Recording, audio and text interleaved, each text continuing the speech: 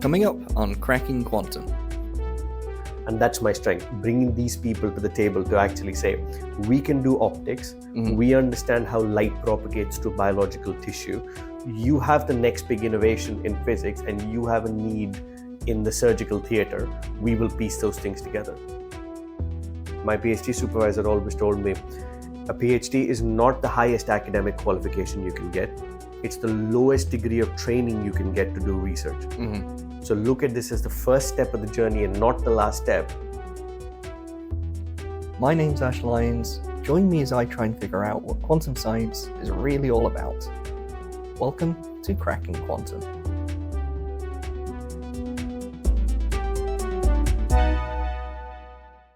I'm sitting beside the rotating globe. It's supposed to be a moon, isn't it? It's a moon, yeah. Yes, yeah. So rotating moon next to me that can turn on different colors. I'm wearing my moon watch coincidentally as well. So fantastic. Your moon watch? Yeah. So this is effectively the model of the watch that went to the moon on Buzz Aldrin, Neil Armstrong, and very cool. And that mission. And basically, I've got a fascination for wristwatches. So it's been one of those things where as soon as I got the moon watch, and I ended up getting the NASA official version of the flight plan. So I've got the entire Apollo 11 mission flight plan.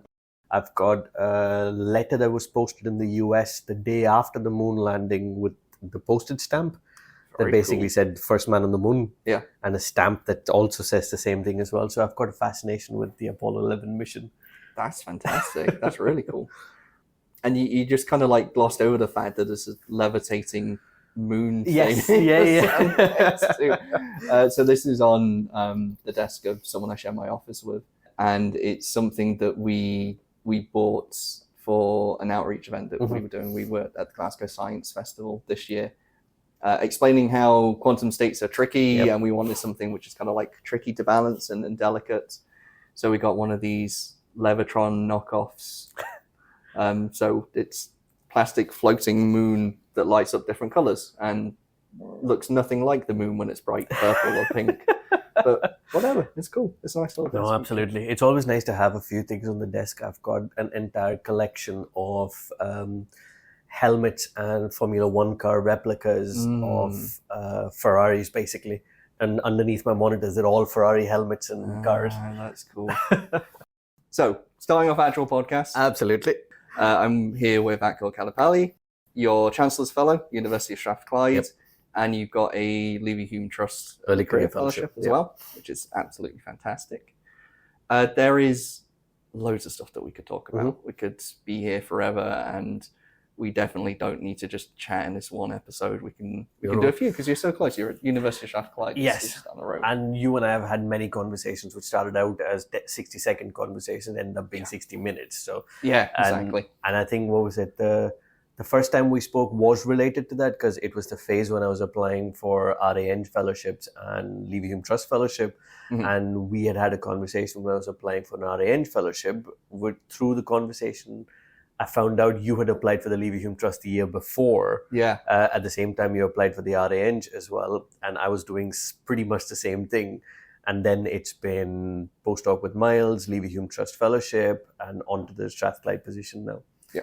And that's actually a perfect time to what I wanted to talk about, because there's plenty of stuff that you're doing around science communication as well. You've got the Illuminated podcast. Yes, with the IEEE Photonic Society. Yes, as well as lots of activity on Twitter and LinkedIn and things like that. We could talk about quantum stuff because you're doing quantum stuff in your labs. We could talk about cross-discipline research because you're in a biomedical engineering and you're talking about cross-discipline research at our summer school as well. Loads of stuff. But what I wanted to focus on today was talking about careers. Because like you're saying, we're in a very similar point in our careers as we're moving upwards. And it is difficult to build a career in academia. And I don't know if people necessarily understand why it's difficult or how difficult it is. They might just think that getting your PhD is the difficult bit, and of course it is. That takes a lot of work, but it's by no means, I think, the most difficult part of trying to build a career as an academic. So maybe a good starting point is let's go over your history to begin with. Like, how did you get from, let's say, finishing your PhD to where you are now? Yeah.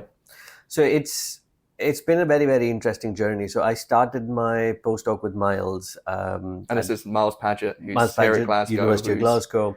Really big name in quantum optics. Yes, and he's done a phenomenal amount of work across multiple things related to optics, not just quantum optics. And I met him at there's a lot of serendipity involved in my career, and I'll sort of share that journey as well. And stop me, jump in whenever you want, however you want. Yeah, of course. And just very briefly on the serendipity, there's a lot of that in everyone's career, and there kind of has to be. And we can come back to this in a second. And a lot of luck is a big component. Yeah. And I want to talk about the difficulty of securing an academic career as well, because there's nobody has had the same path as another person getting to even the similar stage in their career as well.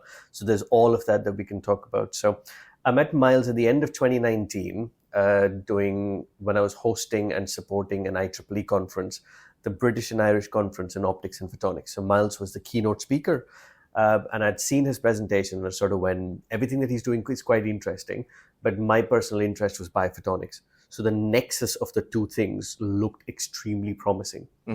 Coincidentally, Miles was also looking for a postdoc at that time. So here's where a bit of luck sort of comes in as well. 2019 December, I meet Miles. I have my interview towards the end of January, if I remember correctly, in Heathrow, as I was flying to Photonics West. Obviously, it had to be a bit dramatic, as most things are in my life. So I had forgotten to take my earphones. So you run to the electronics store at Heathrow, buy a pair of earphones, trying to justify to yourself that you'll buy the cheapest version because you only need it this time. This, I guess, is an online interview. It's not like you randomly both decided to have an interview at the airport. I think that would have been funny, but it was one of those things where he wanted to do the interview, and I think he was going to Photonics West, but maybe a day later or some other time. So had the interview at Heathrow. He supported my application. I had the funding as well, and I got my contract on what I believe was the ending of February. So February 28th is when I submitted my thesis for my PhD. February 27th, I think, is when I got the contract from Glasgow University. And if I remember correctly, that was one of the last contracts that was given by the university because COVID started. Okay. So my first day was April 1st, 2020, which was height of lockdown. Yeah. So I had a wonderful, down south when I was doing my PhD, just outside Swindon and Oxford, I had a wonderful landlady who basically said, stay as long as you want. Whenever you leave, we'll just consider that to be the rent. I was like, okay, fine. I've got a place to stay and I don't have to go anywhere. Moved up and started working on the 9th of April, 2020. Again, the height of lockdown. Did a few things online, had Zoom sessions, Zoom coffees, and all the stuff that we did in the 2020 in that year. And started working on my applications, on my ideas, because it was always clear to me that sitting bang center in the middle of a field, it's quite difficult to innovate. You have to be a pure, whatever, fill in the blank, chemist, physicist, mathematician. You have to be a pure scientist to be able to innovate in those spaces. I always have done interdisciplinary work. So for me, it was always going to be the nexus of two different ideas. So biophotonics was my thing. Classical imaging, quantum imaging was Miles's thing. So the nexus of those two was the fundamental idea of the postdoc. I was a postdoc with Miles for, I would say, 2 years and 9 months, during which I'd actually secured my Leverhulme Trust Fellowship. So I'd worked at Glasgow University for 4 years. 2 years and 9 months of that was under Miles's projects. And 1 year and 3 months was on the Leverhulme Trust Fellowship. It's the fellowship that I then took to Strathclyde when I went over. Now, I mentioned serendipity. Before I tell you about the Strathclyde position, there was an opportunity as the world was opening up in 2021. As the world was opening up, there was an opportunity to apply for a super travel grant. This is Scottish University's Physics Alliance. They were doing an international visit travel budget. And SPIE also has a global researchers travel budget. So I'd applied to both, telling both of them that I applied to the other one, because I knew if I wanted to go for an international visit, I would need a lot of money. Yeah, exactly. And a lot of the time, the way that you can leverage these small grants that are available is to say, well, if you fund part of these activities, someone else will hopefully fund the other parts. Exactly. So I'd done exactly that. I'd not made it. It wasn't devious in any way. I'd mentioned to both organizations that I needed both of your support for this visit to happen. Yeah. And it was to spend 2 months in Andrew Forbes's group in South Africa. Oh, yeah. Yeah.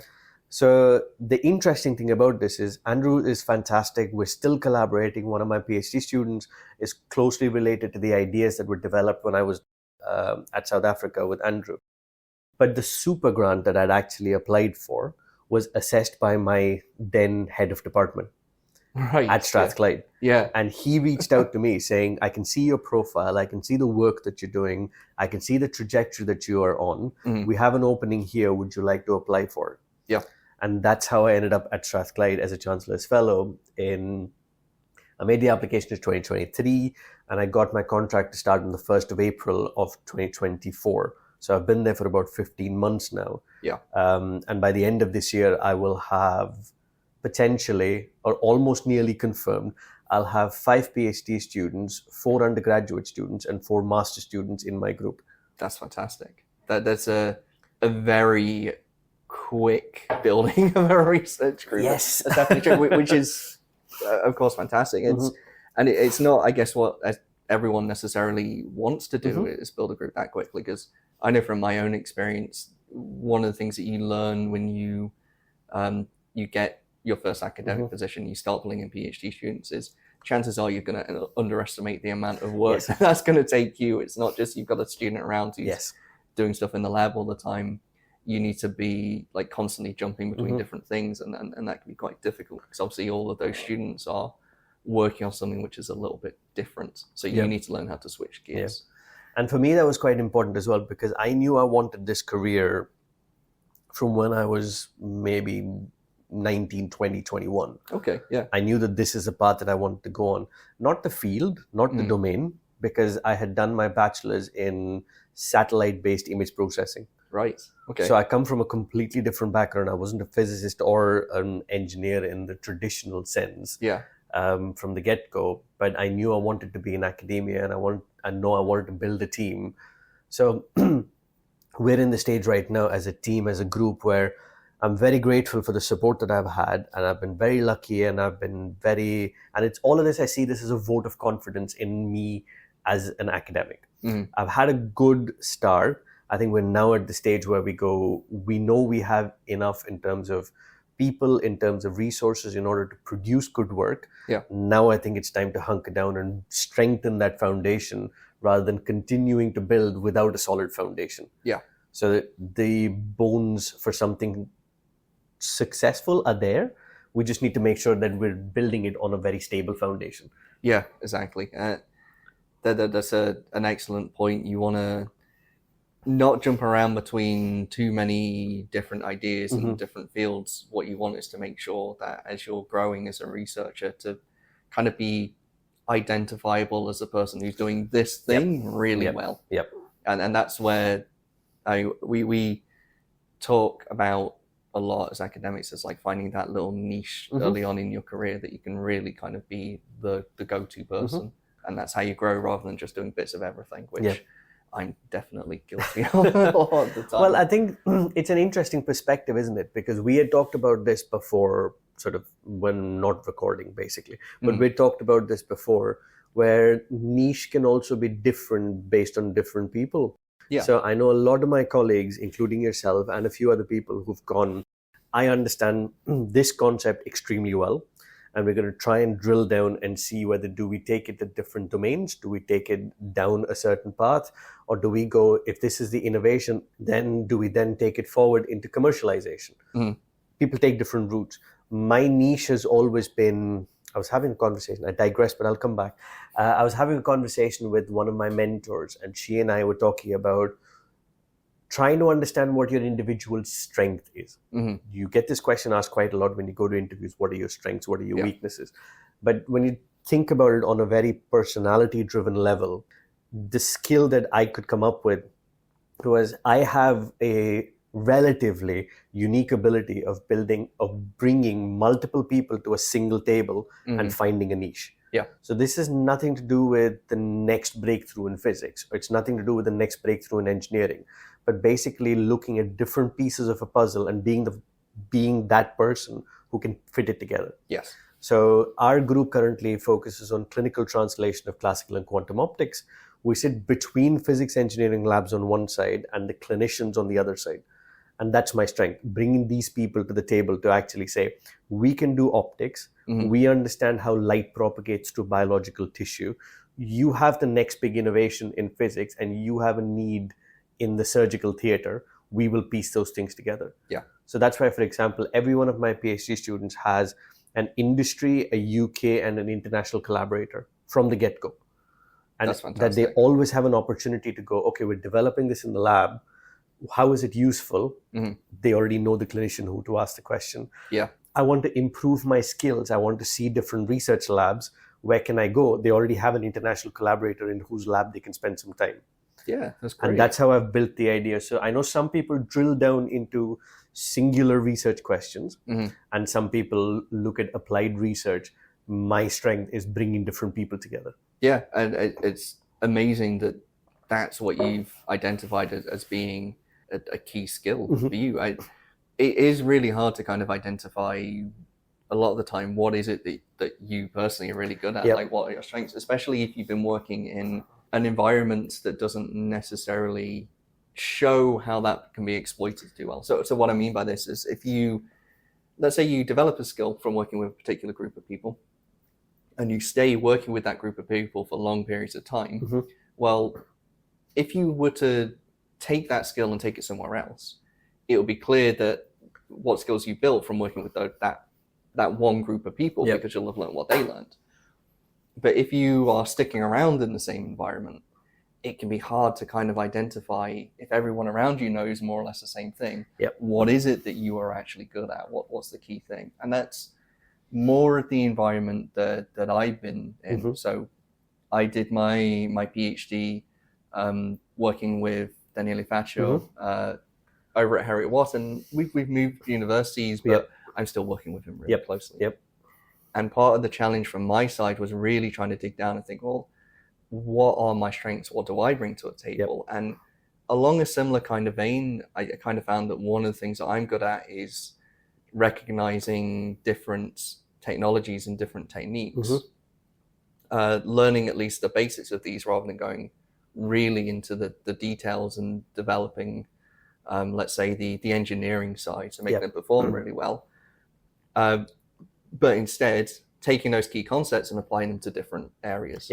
So knowing that there's a particular sensing or imaging technique and thinking, well, where else can I apply this? Or how else can I use it?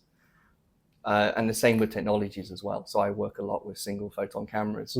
One of my interests is how can I use the information that I get from these, which is different from a normal camera, in a variety of different circumstances. And that diversity of experience goes into everything.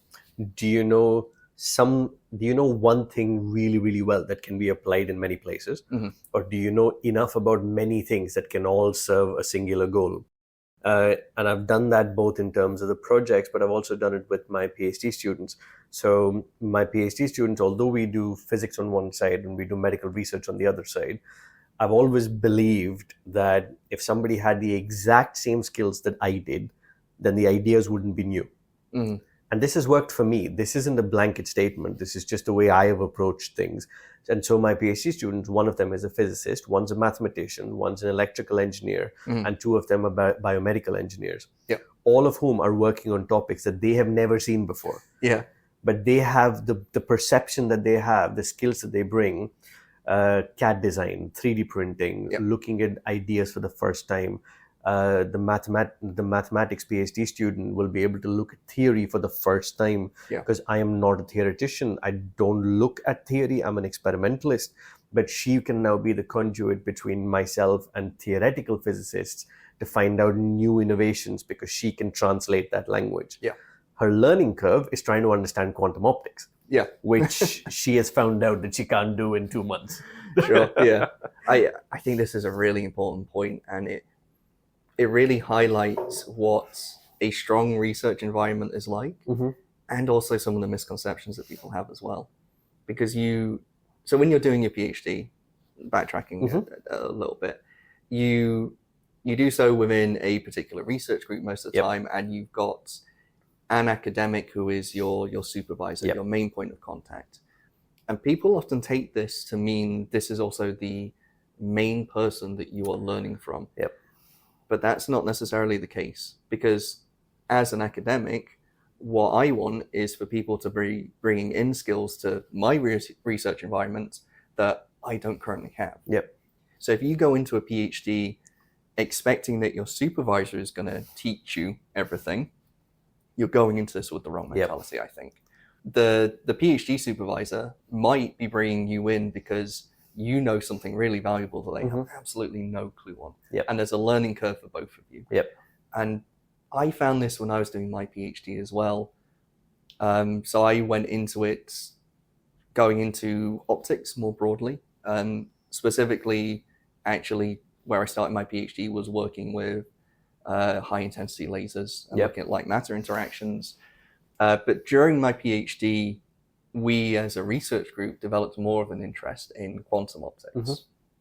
So I went away to do some experiments in another research group. Actually, it's with Miles. So Miles Paget, we mentioned earlier. But then that would have been external for you because you were coming from Heriot Watt. Exactly, yeah. So I was going to a different university, doing an experiment with working with quantum optics and learning from the experience that the folks over there had, bringing that back to my university and setting up the first quantum experiments that we had in our lab. And that was a really valuable learning experience for me. Not just because I was learning a new skill, but because I was learning things at the same time as my PhD supervisor. So there's a lot of back and forth conversations that really tried to develop our own understandings. That was really crucial. And I see that as one of the key ways in which I learned what quantum is really all about and how to understand it. And those kind of conversations still go on all the time with. And I think that's a wonderful way to learn as well, because I think that degree of challenge really prepares you for an academic career. We have more things in common than I initially thought or we've ever spoken before. When I started to do my PhD at the Defence Academy campus in the down south, just outside Swindon, my PhD supervisor was a high-powered lasers expert. Who had nothing to do with biomedical optics. So his logic to me was, we will learn this together. Anything that I cannot teach you, we will make sure that there are ways in which you can go and learn this information and come back. And he basically would teach me the ideas related to lasers and cameras and how those systems worked. But he didn't know anything to do with interaction with biological tissue. And what I had was an extremely supportive supervisor who learned with me. He has since continued to work there. He does a lot of contracts on that campus, but he had nothing to do with this research. It kind of pushed me into the deep end where I sort of had to learn on the job. And it accelerated my degree of independence. Because I knew there was no fallback. If I had to get a PhD, then I had to do this and I had to do it myself. We say that to every PhD student, but there's a difference if you work in an extremely well-funded lab versus if you work in a lab where nobody has any clue and you're the captain of your own ship. That's true. I mean, so I worked in a relatively well-funded lab, but there was still that kind of sense of you kind of have to learn things for yourself. But this doesn't exist for everybody. And this is why I'm saying that there are some misconceptions going into a PhD. We get plenty of people who come through kind of expecting to put it bluntly, expecting to be told what they should do and how they should conduct their research. What we see as academics as the really good PhD students are those ones that take ownership. The people that really take it upon themselves to learn something new themselves. There's downsides to this approach as well. So there's been plenty of occasions where PhD students have come knocking on my door to ask me a question, and I'm just like, I do not have a clue. Because you're asking me something that I don't know the field of, and that's the whole point of this research. To which the answer should hopefully be, let's find a way in which you can get the information if it's not coming from me directly.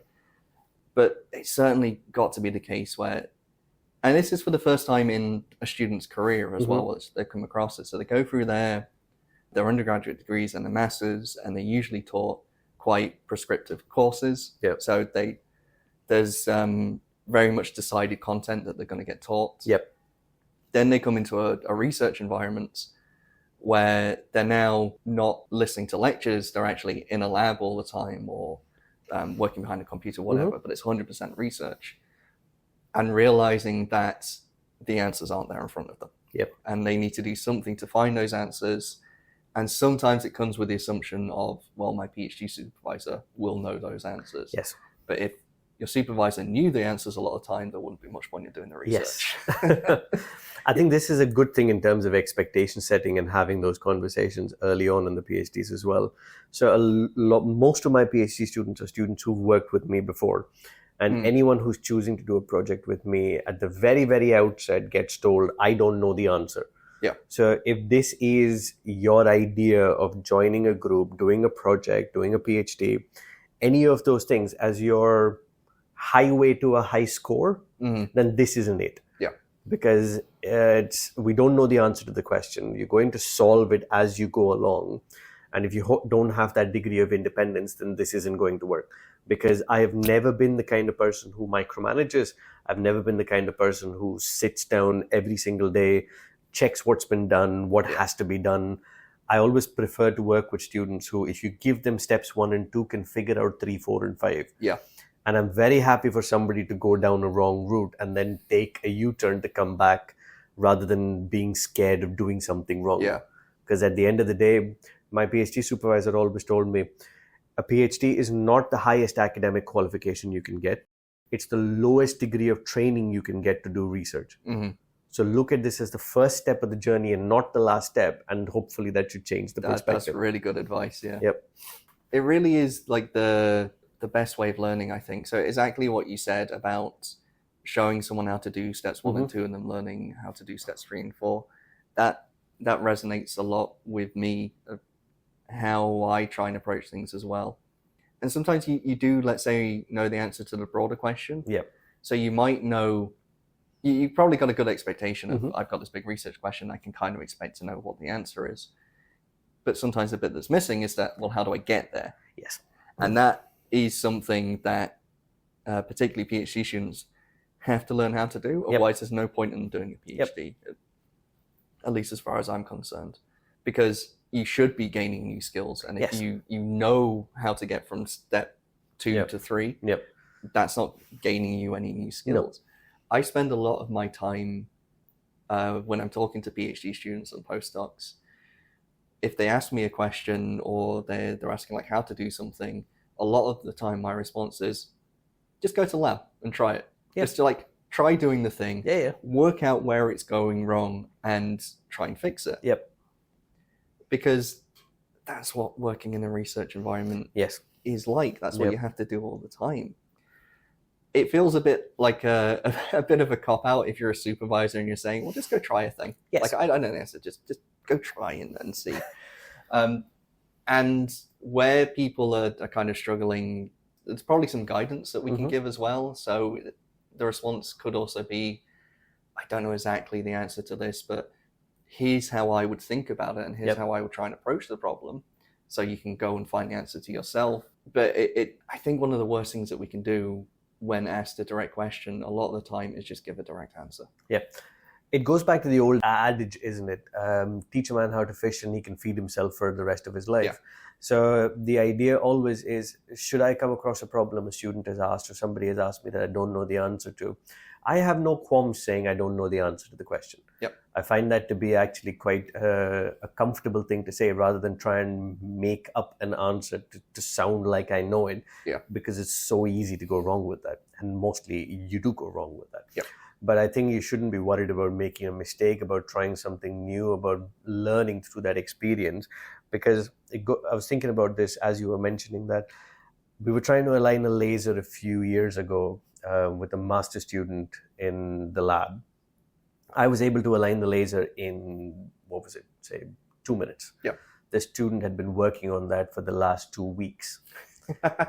This is sounding very familiar. Yes. And immediately the student basically goes, okay, I must be absolutely horrible because I couldn't figure this out. But I had to then sit the student down and tell them, you have to understand, I have done this so many times before that it now takes me 2 minutes. Yes. If you're doing it for the first time, it's not going to happen in 2 minutes because you need to learn how these things go.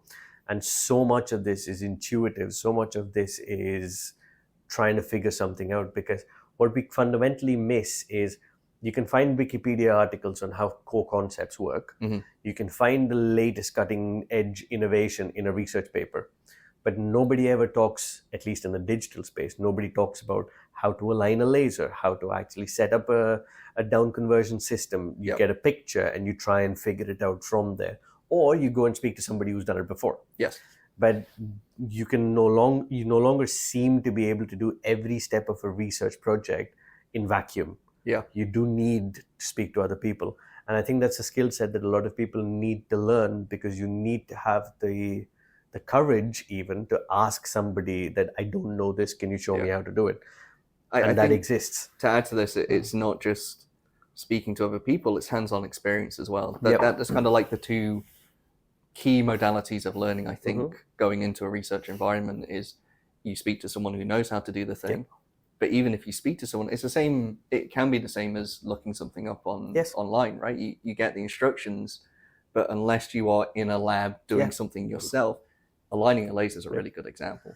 It sounds stupid, but the part of the experience that you get is, if I turn this knob a little bit, I know what'll happen. I know what'll happen. I know how much the beam will move. I know how much I need to turn it to get it to go where I want it to go. And you can look at whatever information online. Yes. It's not going to help you unless you're in the lab doing it yourself. I remember setting up some of those first quantum optics experiments during my PhD, and getting to the point where, okay, it might have taken me weeks to set up in the first place, but you take it down and you put it back up again to make a little change, or you realize something's wrong, so you start from scratch. This is one of the things that's really good about optics, is the experiments a lot of the time can actually be relatively simple. Yes. So that lends itself quite well to just thinking, well, I'll just start from scratch rather than trying to do little tweaks to fix things. I mean, think about it. A standard SPDCA experiment is laser, crystal, and 2 parts in which you put optics and 2 detectors. It's less than 10 components of hardware. Exactly. And they're quite expensive bits of hardware, but it's 10 components of hardware that you put down that works on a very, very complex quantum principle. But the experiment isn't complicated. So on that note, we mentioned the summer school earlier, and I was talking a little bit about these parametric down conversion setups to make entangled photons. And I remember making my slides for that and thinking, I could put a photo of what the setup looks like to show how simple it is, and then going, but what would I put in the photo? It's a laser and a crystal. Like, there's nothing actually to show. But the difficulty is in actually getting the hands-on experience and setting up yourselves. So through that experience, like taking things down, putting it back up again, you get to the point where instead of it taking you 2 weeks, it takes an afternoon or something. And there's no replacement for that experience. You just need to be doing stuff yourself. Exactly. And this is why a lot of the time, if a PhD student or a postdoc comes to me with one of those specific lab questions, I kind of want to just say, go to lab and figure it out, because that's how you're going to learn. That's going to be the most useful experience that I can actually give you, is the opportunity to do it yourself. So we're starting to do something similar in the group as well, where I've seen bits and pieces. I've worked in a few labs in my time, and I've decided to implement a few things. So every experiment we do has to be first validated in simulation. Okay. So now we know, for example, that whoever's doing an experiment knows that they've set up a simulation. A quantum experiment simulation-wise is only a few lines of MATLAB code.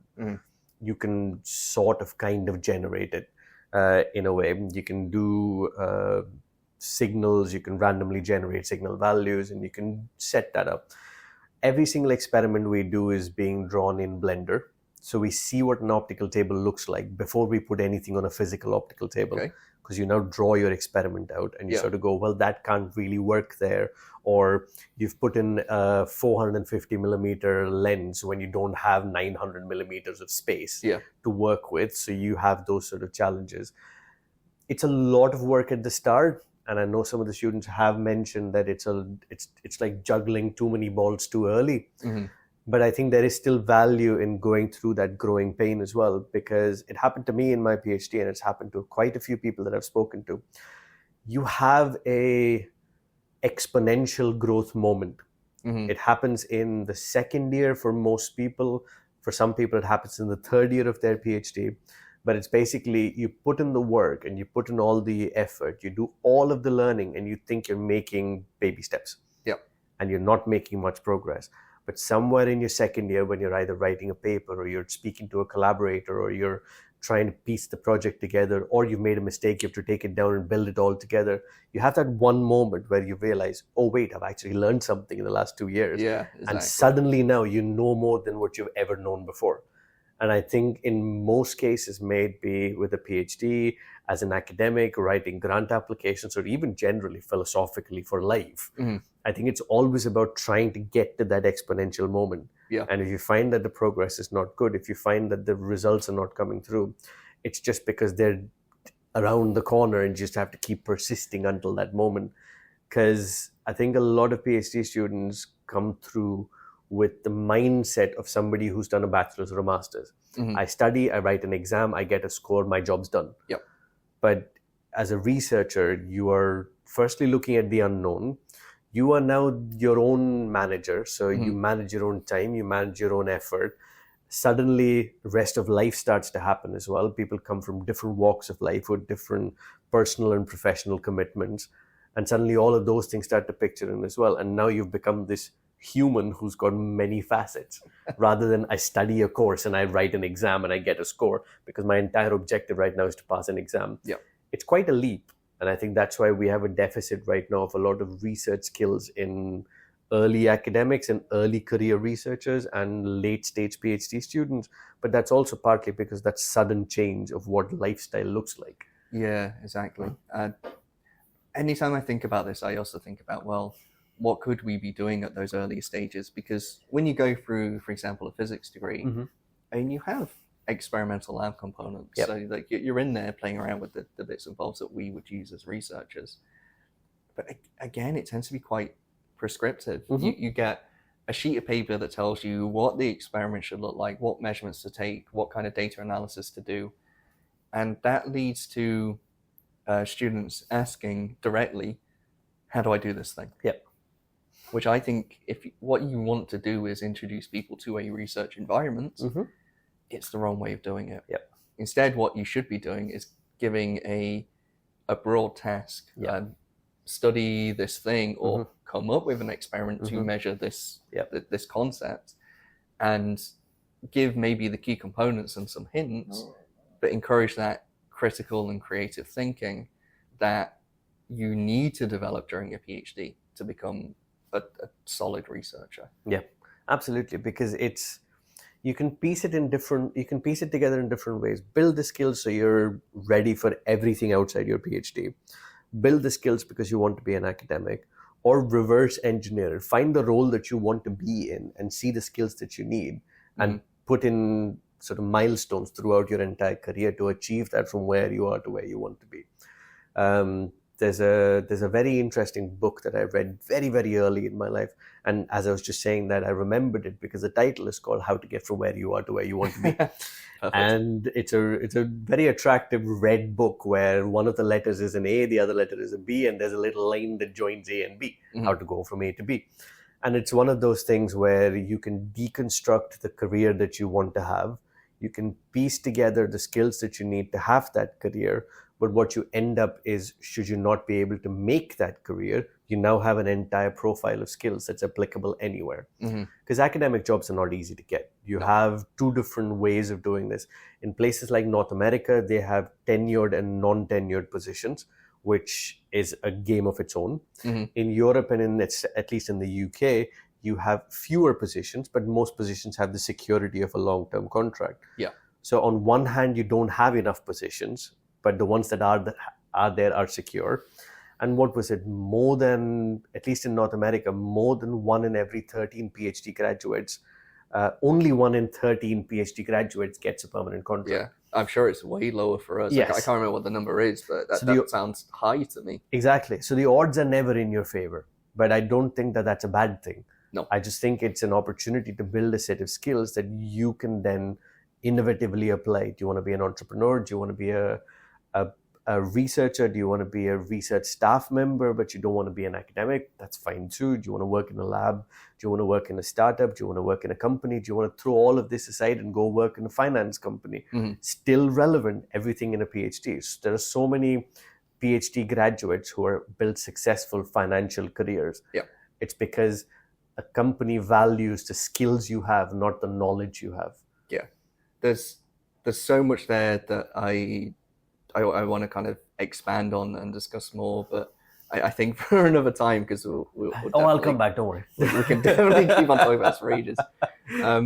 One of the things that I wanted to mention, though, was that one of the things that I would say about doing a degree in physics, so at the undergraduate level, is unlike a lot of subjects, you don't get taught the physics. Yes. You don't get taught to a point where you memorize, you know exactly how to do everything, the equations that you need, or how to describe a problem.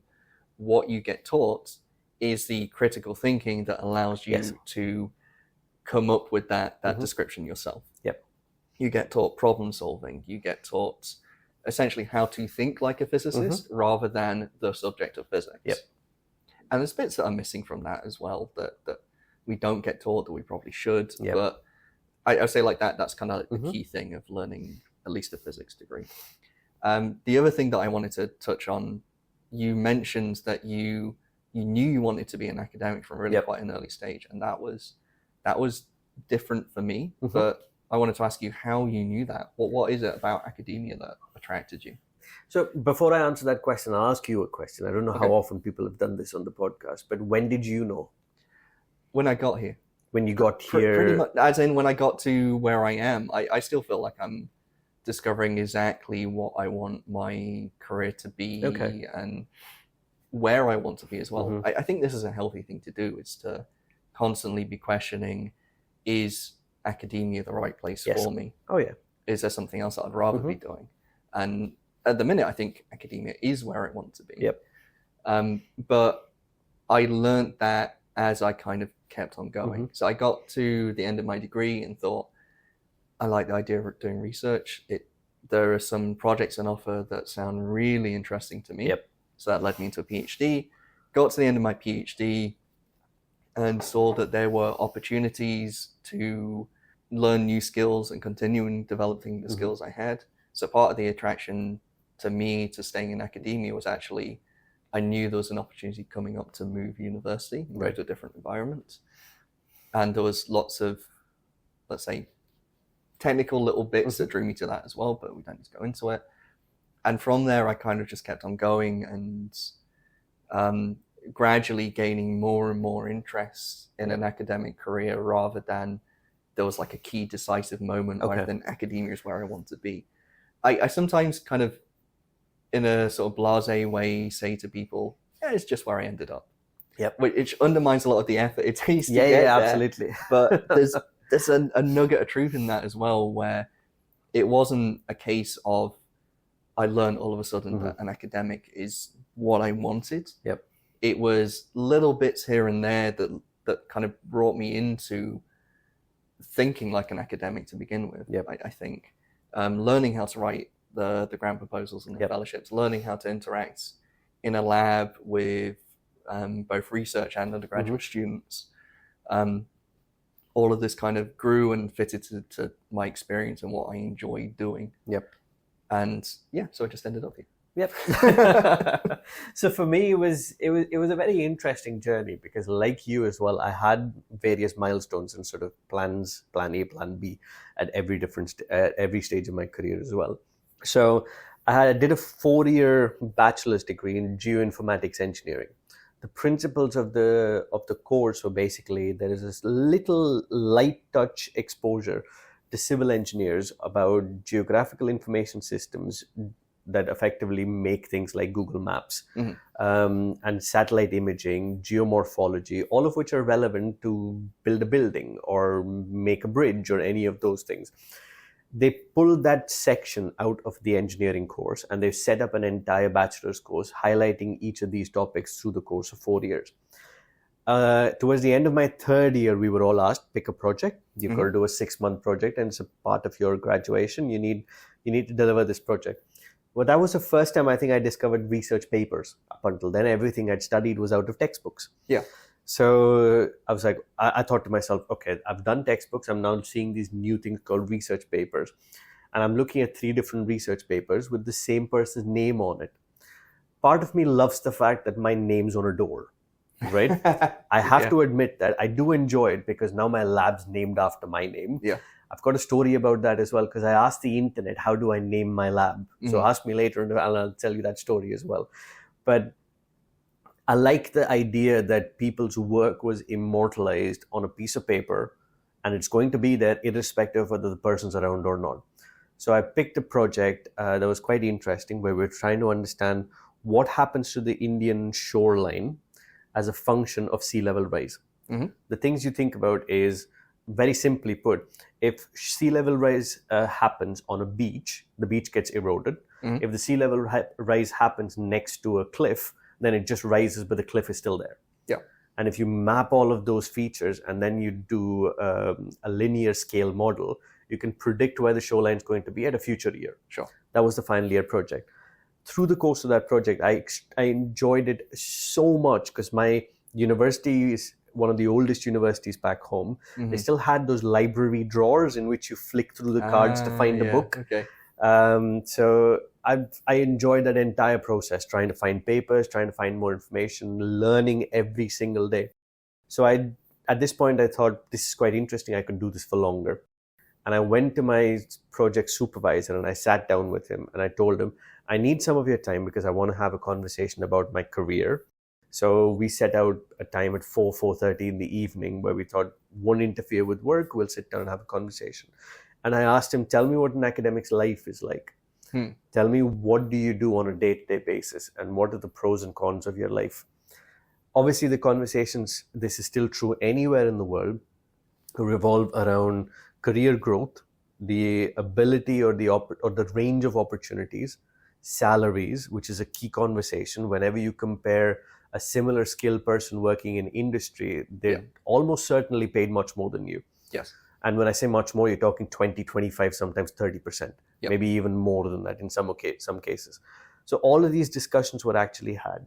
And what I left with on that day was his final comment after every pros and cons were very unbiased and shared with me. What I left with was his sort of, as the sun is setting, staring out of the window, sort of realization, cue the music in the background and his words saying, you will never anywhere else have the opportunity to shape a young person's mind. And that resonated with me quite a lot. Now, I'm the kind of person who's interested in the journey, not the goal, who's motivated to actually make a difference, who's not chasing that nature science paper. I wouldn't complain if I got one, but I would want to get there by doing the right things. Because I believe that if you put the right system in place, the result is just a consequence. You don't chase it anymore. So when he had told me all of that, and he told me that the opportunity to build and create a difference was present, and it's very direct, because if you interact positively with the student goes on to have a successful career, you know on a one-to-one basis that you've made a difference. Right? And that's also what led me into medical research as well. So I started off with that conversation.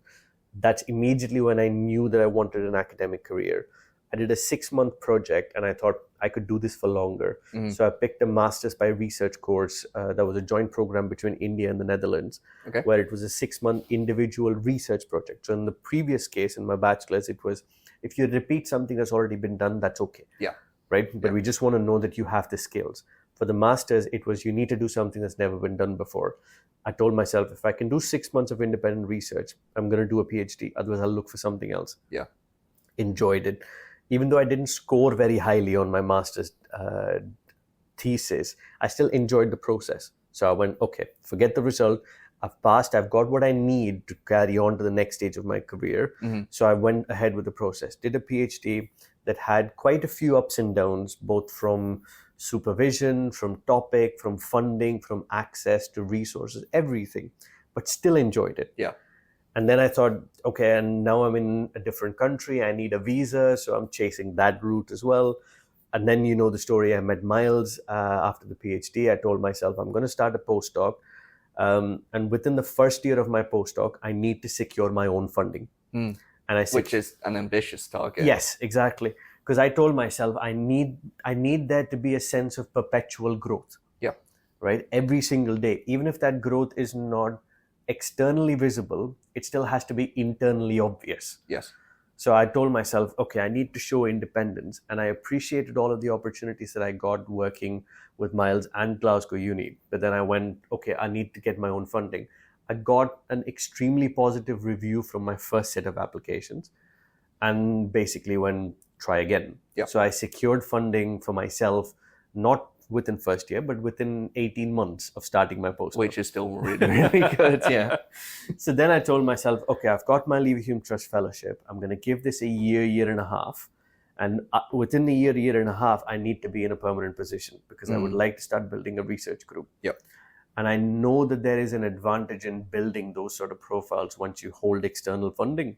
So I'm leveraging that. And within, I was a Leverhulme Trust Fellow for a year and 3 months before I joined Strathclyde, but I already had my contract 9 months into my fellowship. Yeah. So the start date and the interview process and all of the logistics took some time, but it was already going to happen.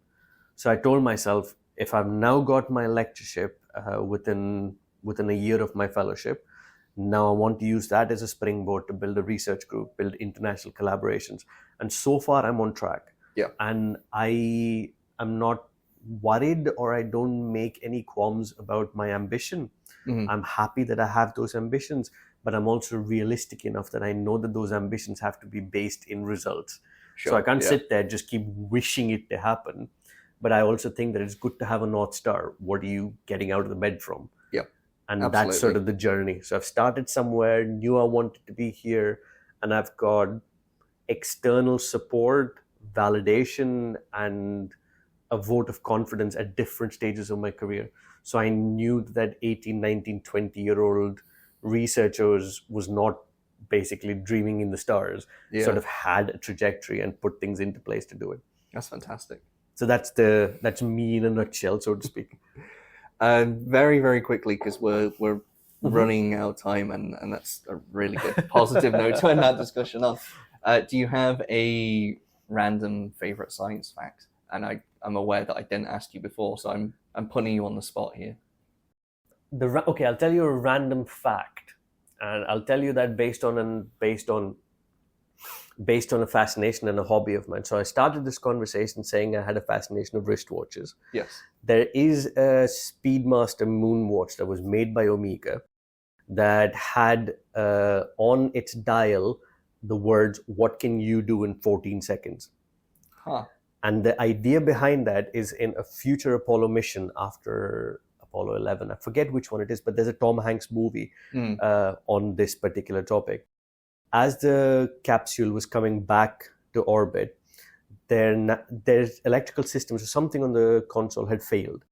And they had to use the stopwatch on the Omega wristwatch for 14 seconds to time the boosters that would then correct them. Okay. And so the significance of the 14 seconds in any wristwatch is effectively the 14 seconds they had actually timed the booster modules to put this to put the re-entry back on track. Yeah. Let's put it that way. Wow. Okay, that's crazy.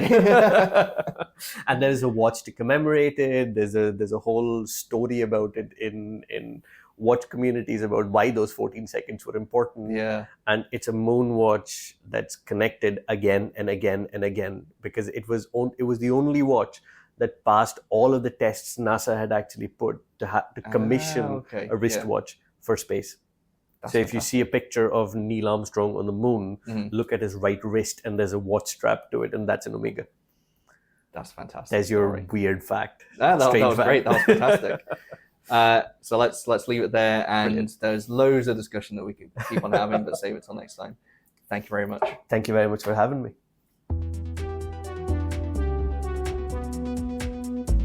You've reached the end of the podcast, which probably means that you enjoyed what you're listening to. So please don't forget to like, follow, subscribe, and share this podcast series as much as you can. The more you do those things, the better this podcast is going to be.